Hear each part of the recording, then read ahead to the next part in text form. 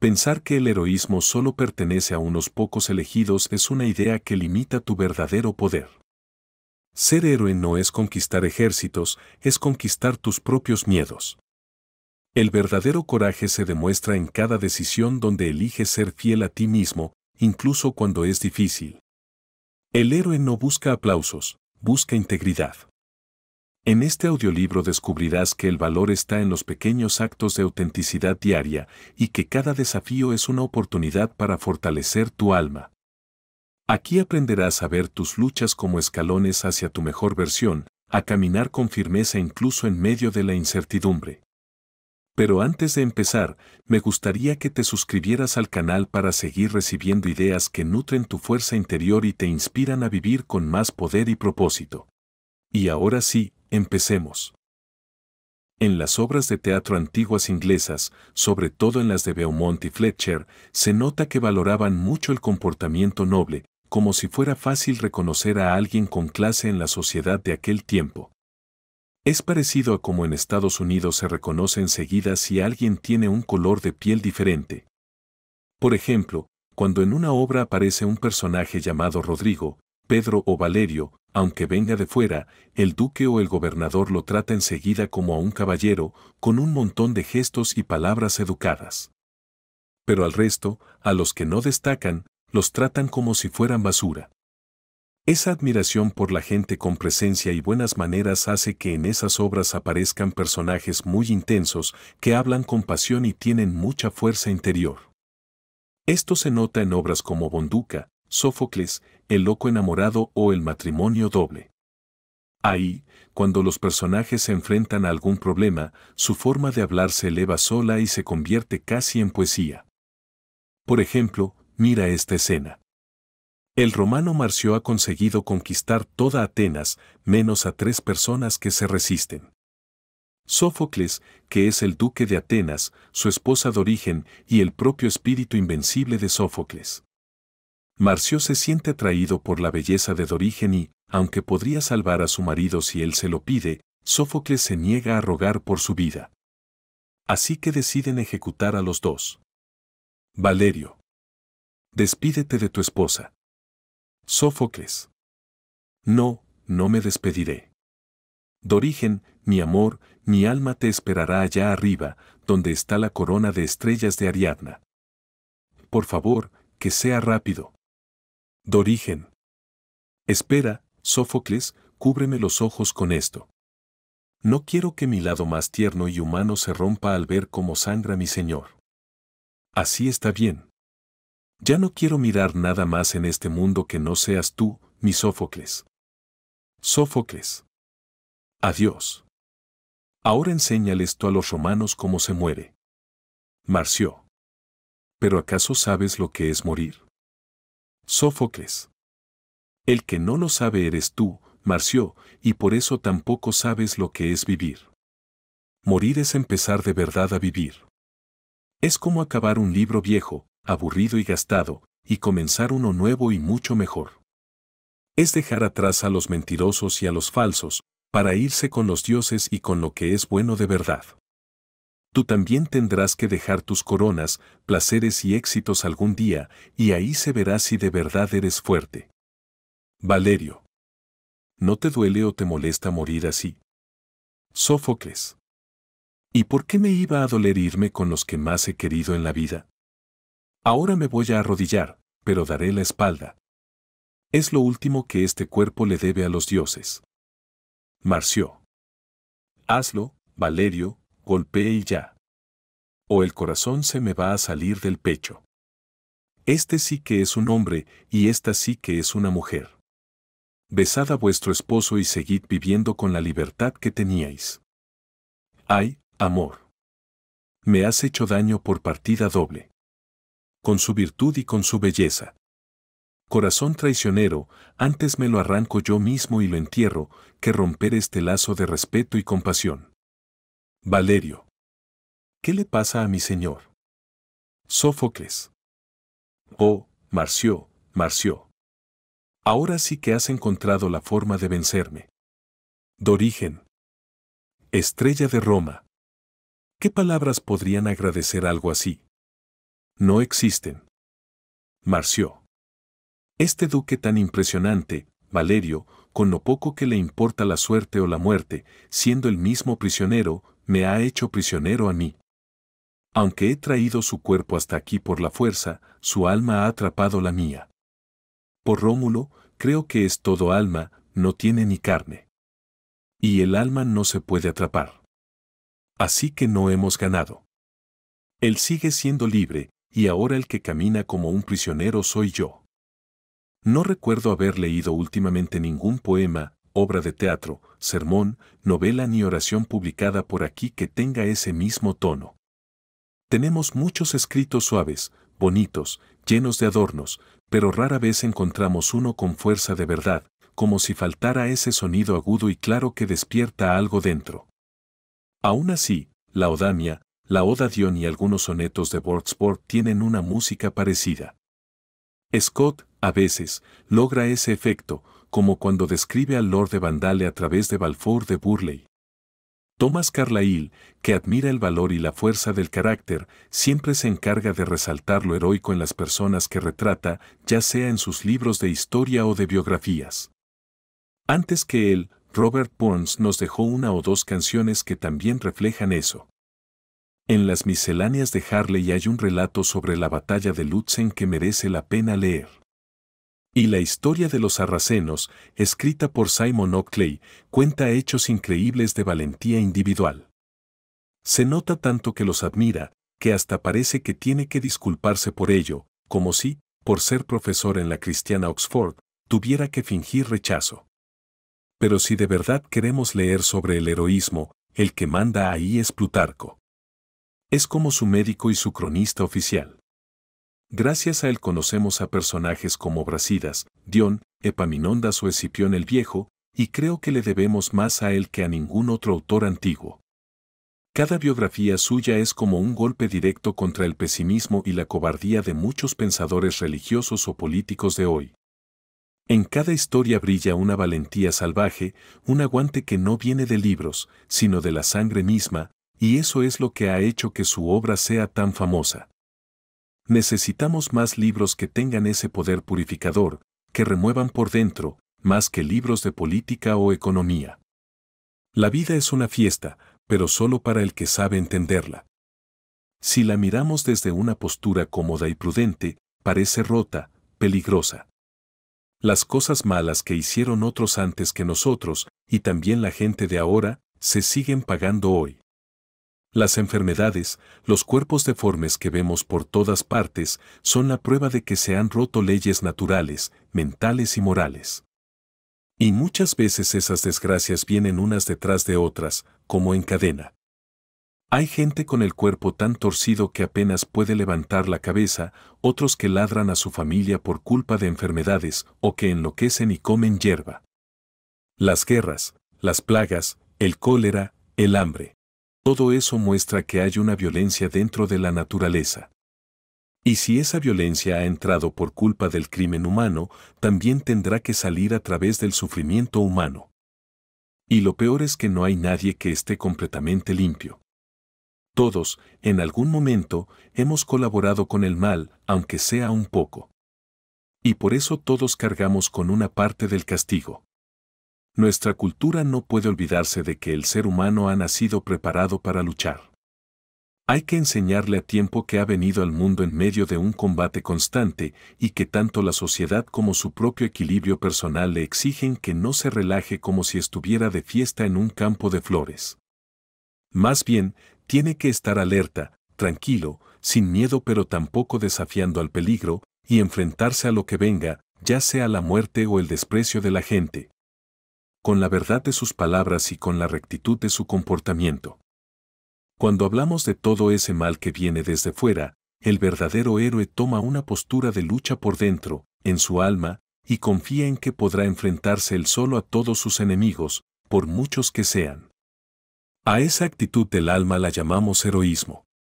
En su forma más básica, se ve como el rechazo a vivir buscando siempre seguridad o comodidad, que es justo lo que a mucha gente le gusta de la guerra, esa sensación de riesgo y desafío. El héroe confía tanto en sí mismo que no se deja frenar por la prudencia, actúa con toda su fuerza, y si le hacen daño, ya se encargará de arreglarlo después. Tiene la mente tan en calma y tan firme que nada puede hacerle cambiar de rumbo. Avanza con su propia música interior, como si nada le afectara, ya sea un gran peligro o incluso el fin del mundo. El heroísmo tiene algo que no encaja del todo con la filosofía o la religión. Parece que se olvida de que todos somos iguales por dentro. Es orgulloso, muy individualista. Y aún así, hay que admirarlo de verdad. Las grandes acciones tienen algo especial que nos impide imitarlas fácilmente. El héroe actúa guiado por lo que siente, no por lo que piensa, y por eso rara vez se equivoca. Aunque hubiera crecido en otra cultura, con otra religión o con otra forma de pensar, quizá habría actuado de otro modo, sí. Pero, en el momento en que actúa, esa acción es para él la mejor posible, y no se le puede juzgar ni con ideas filosóficas ni con normas religiosas. Es como la confesión de una persona sin estudios, que descubre dentro de sí una fuerza que no se detiene por miedo a perder salud, dinero, la vida o la aprobación de los demás. Y sabe que su voluntad es más fuerte y más valiosa que cualquier enemigo, presente o futuro. El héroe muchas veces hace justo lo contrario de lo que la mayoría de las personas considerarían razonable, e incluso va contra lo que los sabios o los buenos piensan correcto. Actúa según una voz interior muy profunda, que le impulsa. En ese momento, su forma de ver las cosas es única, nadie más las ve así, porque cada persona está hecha para entender mejor su propio camino. Por eso, al principio, la gente justa y sabia puede molestarse por lo que hace el héroe. Pero cuando pasa un tiempo, ven que, al final, sus actos encajaban con los suyos. Los que siempre quieren ser prudentes lo ven como algo que pone en peligro su bienestar o su tranquilidad. Porque todo acto heroico rechaza lo material o lo externo. Pero, con el tiempo, ese acto demuestra su propio éxito. Y entonces hasta los más prudentes acaban aplaudiéndolo. Confiar en uno mismo es lo que define de verdad al héroe. Es el estado mental de alguien que está en lucha constante y que tiene como objetivo plantar cara, sin rendirse nunca, a todo lo que es falso o injusto y aguantar lo que sea que le echen encima los que actúan con maldad. El héroe dice la verdad, actúa con justicia, es generoso, acogedor, equilibrado, no se deja llevar por cálculos egoístas ni se preocupa si otros le desprecian. Sigue adelante sin miedo, con una valentía que no se agota. Y se ríe de lo pequeña que puede llegar a ser la vida cotidiana. Esa falsa prudencia que pone por encima de todo la salud o el dinero le parece ridícula al verdadero héroe. Él, como Plotino, casi siente vergüenza de tener un cuerpo. Entonces, ¿qué pensará de las tonterías que llenan los días de la gente? De los dulces y los envoltorios, del maquillaje, los saludos vacíos, las peleas sin sentido, los juegos de cartas o los postres que la sociedad entera se toma tan en serio. Y pensar que la naturaleza nos ha dado cosas tan grandes y maravillosas. No parece haber término medio entre ser alguien grande de verdad y ser completamente mediocre. Si el espíritu no domina el mundo, acaba pareciendo ingenuo, como si no se enterase. Y sin embargo, la persona pequeña, esa que vive sin plantearse nada, lo hace con tanta inocencia, se mueve tan rápido y tan convencido de lo que hace. Nace con la cara roja y muere con el pelo gris, pendiente de su imagen, de que no le falte salud, haciendo trampas con el azúcar o el alcohol, emocionándose por un caballo, un arma, un cotilleo o un elogio cualquiera. Que la gran alma no puede evitar reírse ante tanta tontería tomada tan en serio. Es como decir, estas preocupaciones tan tontas me hacen perder las ganas de ser alguien grande. Qué vergüenza me da preocuparme por cuántos pares de medias de seda tienes, si las que se ven o esas otras color melocotón. O ponerme a contar cuántas camisas tienes, una para presumir y otra para ponértela de verdad. Los ciudadanos, cuando piensan como si todo fuera cuestión de números, ven solo los problemas de acoger a desconocidos en casa. Calculan, con mentalidad mezquina, el tiempo que perderán o el esfuerzo extra que supone. En cambio, las personas con un alma más noble no se dejan llevar por esa economía egoísta y oculta, la dejan relegada al fondo de su vida. Piensan, haré lo que es correcto, confiaré en Dios, y ya se encargarán Él y el universo de poner lo necesario, incluso el sacrificio y el fuego. Inaukal, un geógrafo árabe, cuenta un ejemplo extremo de hospitalidad en Sogd, una ciudad de Bujará. Dice que allí vio una casa enorme, como un palacio, con las puertas abiertas de par en par, clavadas a la pared para que no pudieran cerrarse. Preguntó por qué y le explicaron que esa casa llevaba 100 años sin cerrarse, ni de día ni de noche.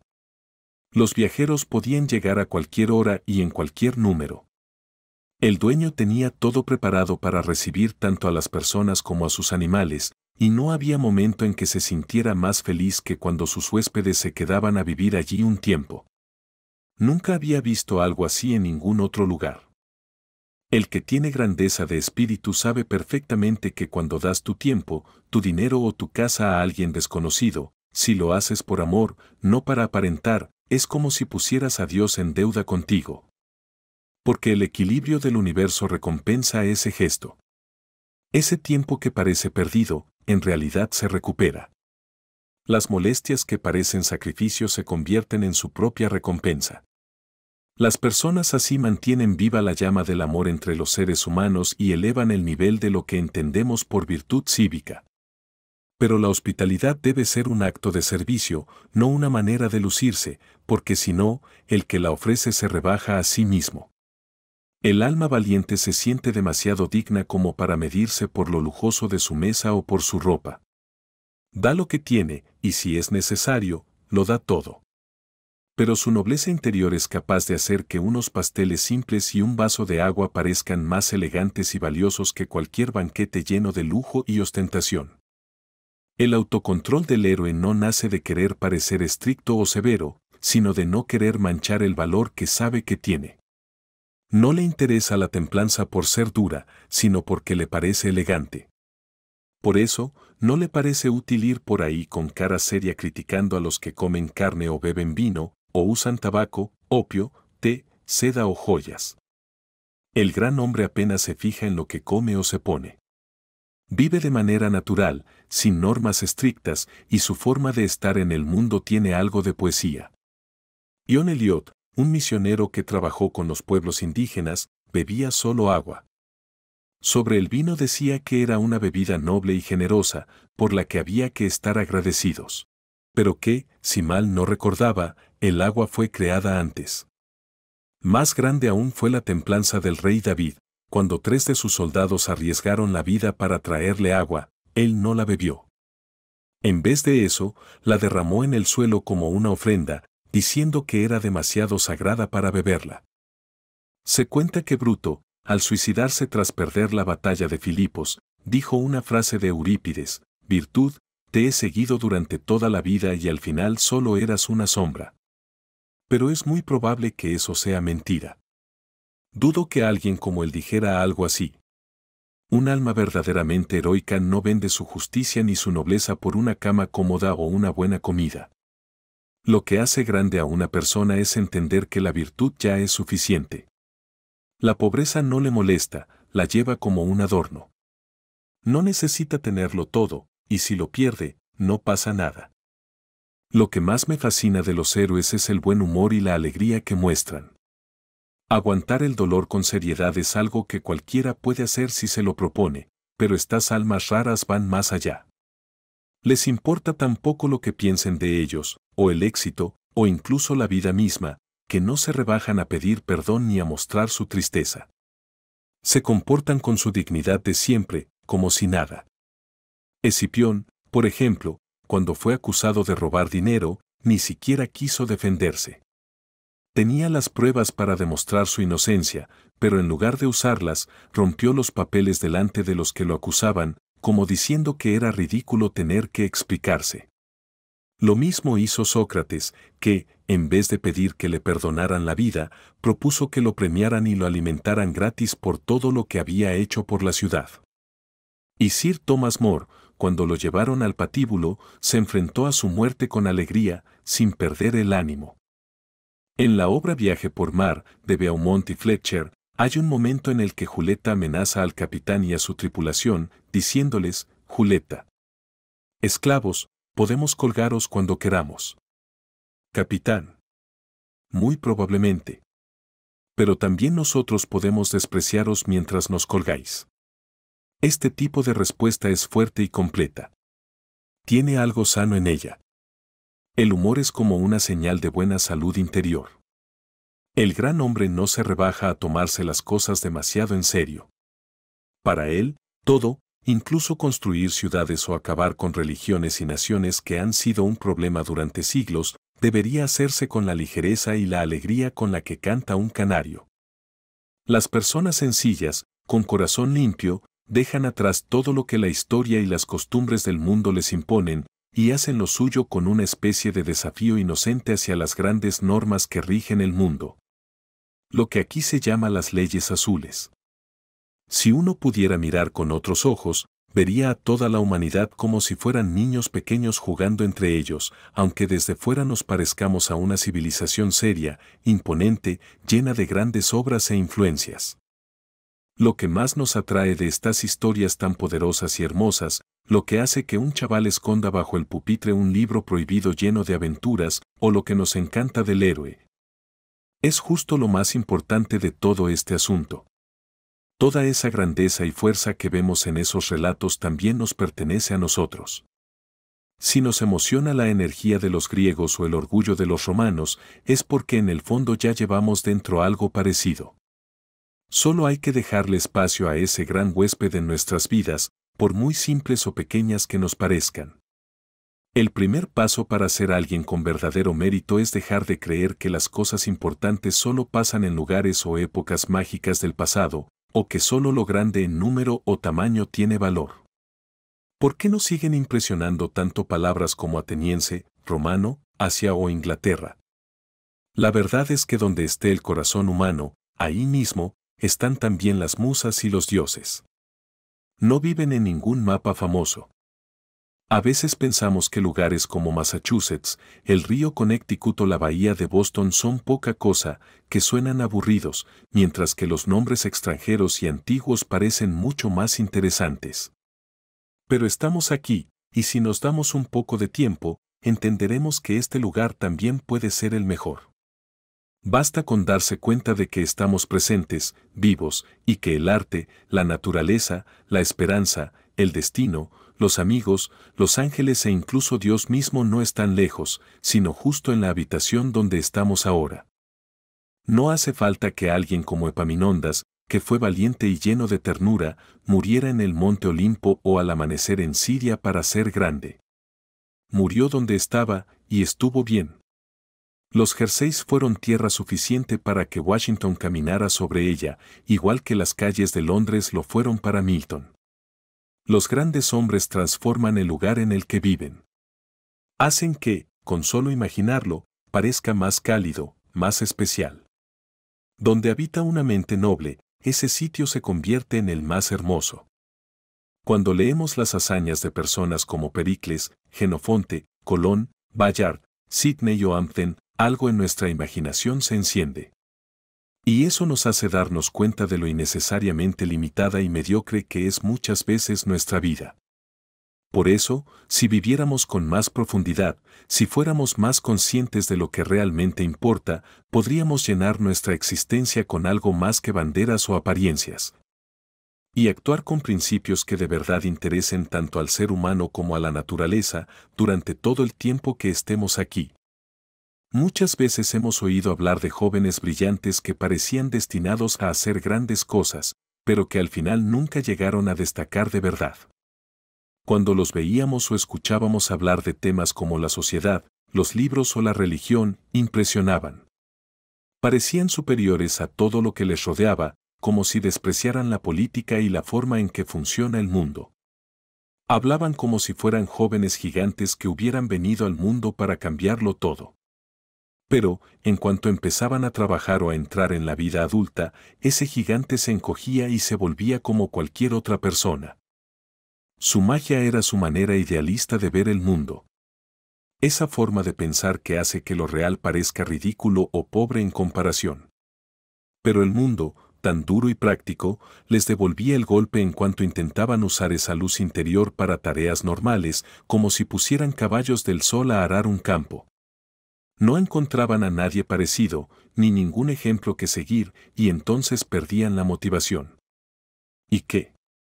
Aún así, las ideas que tuvieron al principio siguen siendo verdad. Algún día, con más madurez, una versión más fuerte y más clara de esa verdad será la base de sus creencias. ¿Por qué una mujer debería compararse con otras de la historia, como Safo, Madame de Sévigné o Madame de Staël, y pensar que, si ni siquiera ellas, que fueron geniales y cultas, lograron llenar del todo la imaginación o representar la justicia tranquila de Temis, entonces ella tampoco podrá? ¿Por qué no iba a poder? Tiene delante un problema nuevo, único, tal vez el más bonito que le haya tocado vivir a ningún ser humano. Que siga su camino con la cabeza alta, con calma, abierta a todo lo que la vida le ofrezca, mirando a su alrededor sin prisa pero con atención, para descubrir todo el poder y la belleza que hay en su ser. Ese ser que acaba de nacer con el brillo de un nuevo amanecer. Esa joven que no deja que nadie le diga cómo debe ser, que elige con firmeza y orgullo a quien deja influirle, sin preocuparse por gustar a todo el mundo, tan libre y tan digna, transmite su grandeza a quien la observa. Su corazón callado le da fuerza. Amiga, no bajes la vela por miedo. Llega al puerto con elegancia o sigue navegando con Dios a tu lado.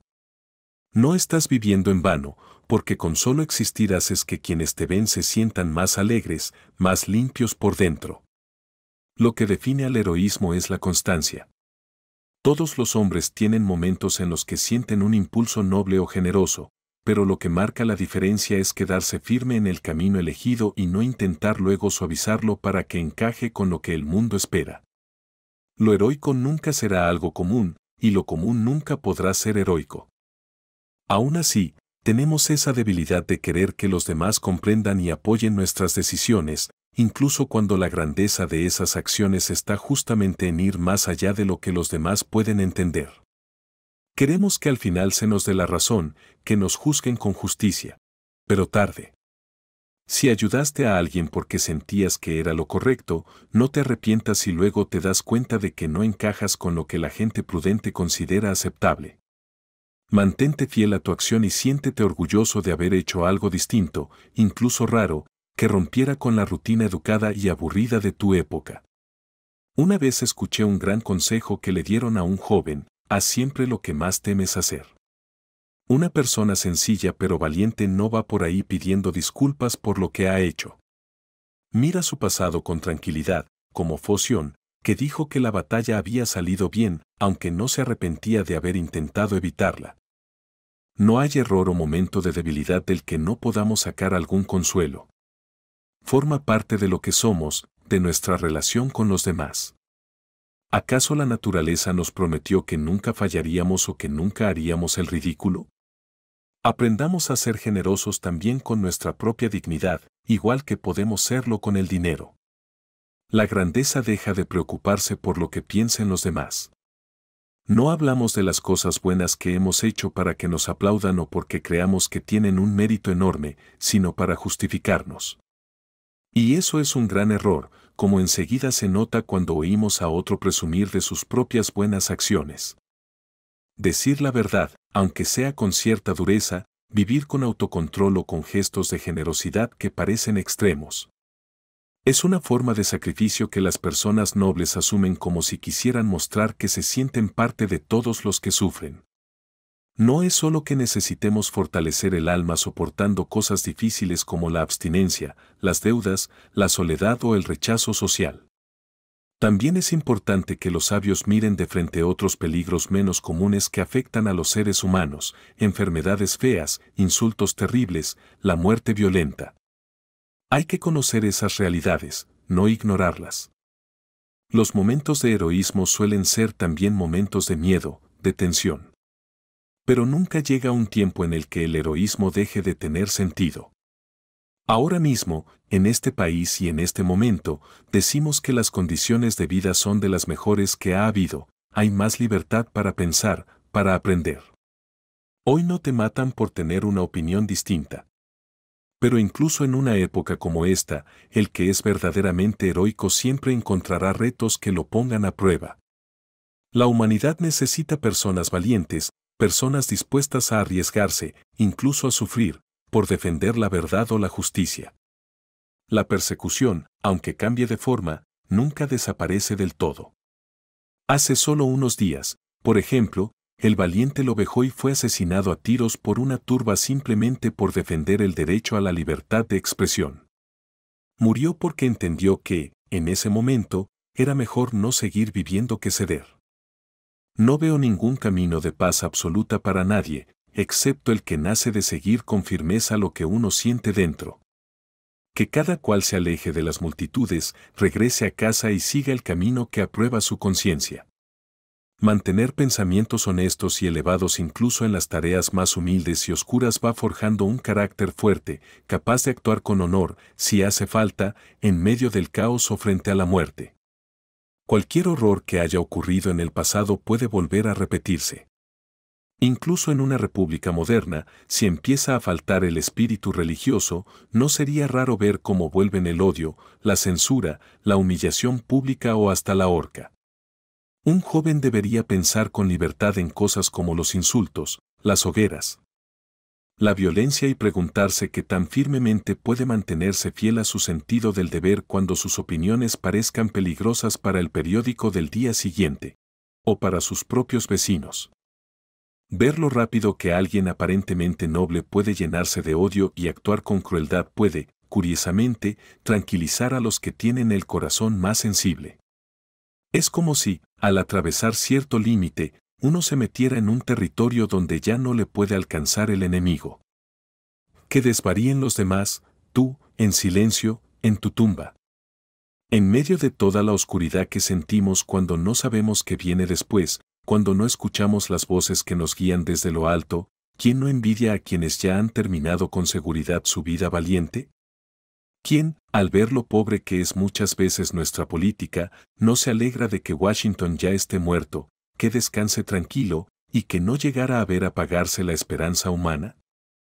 ¿Quién no envidia a veces a los buenos y valientes que ya no sufren, que ya no están en medio de este caos, y que ahora esperan, tranquilos y curiosos, el final de su conexión con este mundo limitado? Aún así, el amor verdadero, ese que prefiere morir antes que traicionarse, hace imposible la muerte. Porque ese amor ya no se ve como algo mortal, sino como parte del núcleo más profundo, eterno e indestructible del ser. La conclusión de este escrito puede entenderse como una poderosa llamada a vivir con valentía, autenticidad y profundidad en un mundo que, la mayoría de las veces, premia la comodidad, la apariencia y la obediencia superficial. A lo largo de todas sus reflexiones, el texto defiende una forma de vida heroica, no en el sentido épico de las gestas militares o las hazañas gloriosas, sino en el sentido más íntimo y humano. Ser fiel a la verdad interior, actuar con dignidad aunque nadie lo vea o lo aplauda, y resistir con entereza las pruebas del dolor, del rechazo o del fracaso. El heroísmo, tal como se presenta aquí, no es cosa de unos pocos elegidos, ni depende de la época, el lugar o las circunstancias. Es una posibilidad que vive en cada persona, especialmente en aquellos que, desde jóvenes, sienten que no encajan con las reglas que el mundo les impone. Son esos jóvenes que sueñan, que sienten que llevan algo más grande dentro, que no se conforman con lo que hay. Aunque muchos de ellos se apaguen al enfrentarse al mundo real, porque no encuentran referentes, porque se sienten solos, porque el entorno es duro, ese fuego inicial no era falso. Era verdadero, aunque aún inmaduro. Y si no se traicionan, si perseveran en ese impulso, ese ideal puede transformarse con el tiempo en una fuerza todavía más clara y profunda. El texto insiste en que no hay lugar ni época especiales reservados para los grandes actos. Grecia y Roma, con toda su gloria, no son más dignas que cualquier otro lugar. Las ideas, el valor, el amor a la justicia, pueden florecer en cualquier rincón del mundo, incluso en los espacios más humildes. Es la persona, y no el lugar, quien convierte su entorno en algo noble. El heroísmo consiste también en eso, en llenar de sentido lo que parece cotidiano, en actuar con coherencia incluso en lo pequeño, en soportar la soledad o el desprecio sin rebajarse, sin vender el alma por aceptación o éxito. Además, hay una dimensión profundamente espiritual en este heroísmo. No se trata solo de resistir o hacer grandes cosas, sino de vivir conectados con lo más esencial de uno mismo. El héroe no busca el reconocimiento ni actúa por cálculo. Vive según una verdad interior que muchas veces no puede explicar, pero que siente con absoluta certeza. Ese tipo de fidelidad, cuando es llevada hasta las últimas consecuencias, hace que incluso la muerte deje de ser una amenaza. El amor verdadero, la virtud auténtica, no mueren, pertenecen a una dimensión más profunda, indestructible. En tiempos como los actuales, donde todo parece rápido, superficial, lleno de ruido y distracciones, este mensaje se vuelve especialmente urgente. El texto nos recuerda que hay otro modo de estar en el mundo, más firme, más sincero, más noble.